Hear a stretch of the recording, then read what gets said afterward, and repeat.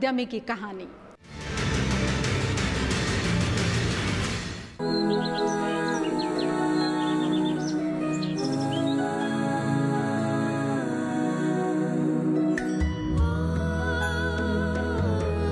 उत्तराखंड की वादियों में गुनगुनाते इस किसान के चेहरे की मुस्कान बता रही है कि इसकी धरती ने फसलों की धानी चुनर ओढ़ ली है।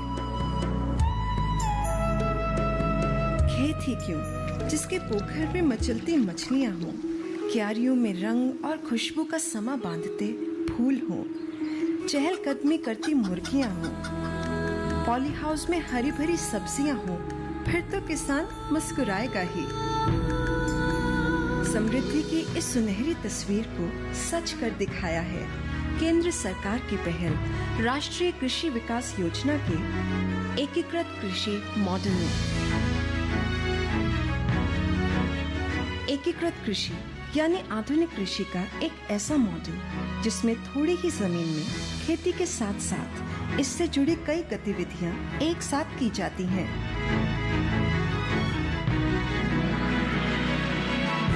इसमें पानी बचाना और उसका कई तरह से बार बार इस्तेमाल कर अधिक उपज हासिल करना शामिल होता है। इस योजना का एक महत्वपूर्ण घटक है एकीकृत बहुउद्देशीय जल संभरण टैंक। टैंक की जो क्षमता होती है वो करीबन 50,000 घन लीटर की होती है।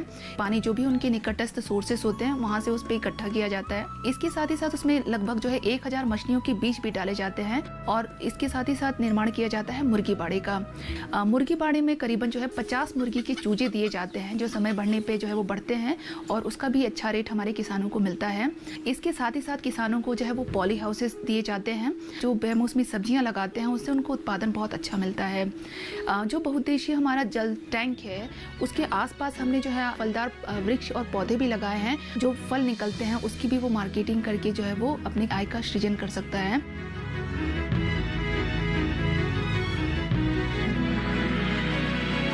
एकीकृत कृषि के इस कामयाब मॉडल से जुड़ने वाले एक प्रगतिशील किसान हैं अल्मोड़ा के प्रभाकर भाकुनी।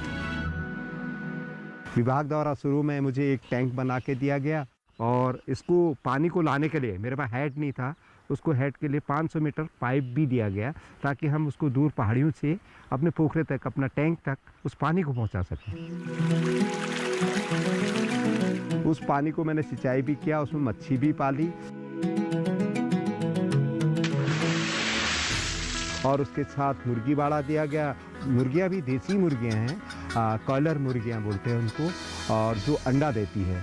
उसके साथ मेरा मांस के लिए भी हो जाता है और अंडे के लिए भी हो जाता है।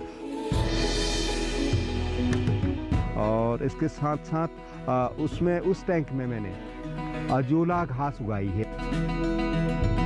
वो अजोला में काफ़ी प्रोटीन होती है और वो जो मेरा प्रोटीन एक तो पशुपालन मेरा गाय के रूप में खाती है, बकरी खाती है और सबसे ज़्यादा मेरे को मुर्गियाँ खाती है। मुर्गियों को मैं बाजार का लेके दाना देता नहीं हूँ।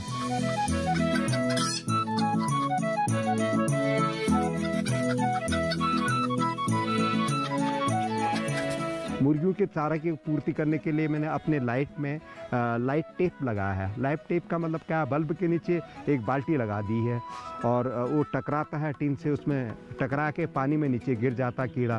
जो फार्म के आसपास जितने कीड़े हैं उनको दूर करने के लिए ब्याज दिया ताकि मैं दवाइयों का, रासायनिक चीज़ों का प्रयोग न करूँ, मेरी सब्जी में ना पड़े।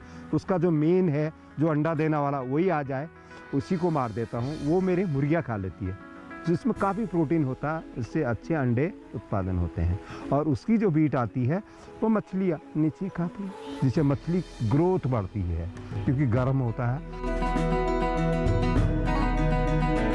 इसके साथ साथ फल पौध तो है ही मेरा, और साथ में सब्जियाँ बहुत अच्छी होती है। पोखरे का जो पानी है उसमें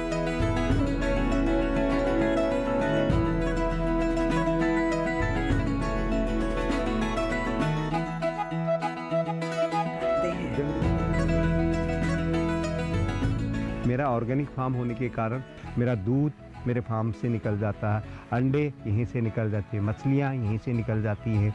और फार्म में जो गेहूँ और ये होता है, उसके साथ जो मैंने सघन फसलों का कर रखा है, उसमें मैं आसवन से गुलाब जल निकालता हूँ। गुलाब जल टूरिस्ट ले जाते हैं। कैमोमाइल चाय के लिए कैमोमाइल लेके जाते हैं। तो मेरा कुल मिला के देखा जाए तो 6 से 6.5 लाख रुपया सालाना आ जाता है। अब मुझे लगता है मेरा परिवार, मेरा आजीविका बहुत बेहतर चल रही है पहले से।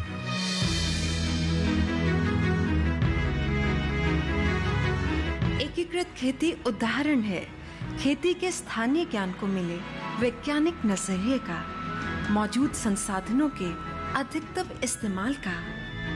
ये किसान की मेहनत और कौशल की बेमिसाल कहानी है।